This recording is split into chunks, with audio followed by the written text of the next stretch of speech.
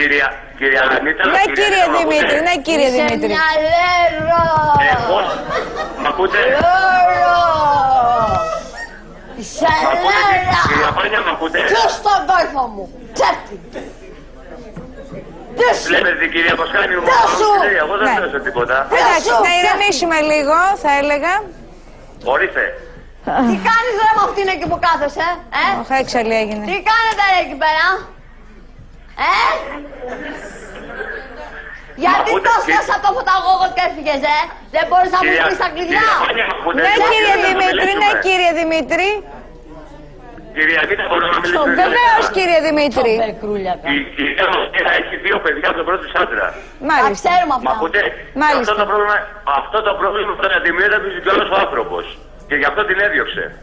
Τι Και την πήρα εγώ και μέσα εγώ την είδη πάλι. Μάλιστα. Έχετε αποφασίσει κύριε Δημήτρη εσείς να χωρίσετε από την Μαρία? Μάλιστα, εδώ έχω πάρει απόφαση αυτή τη στιγμή τώρα. Ενώ τώρα το πήρες.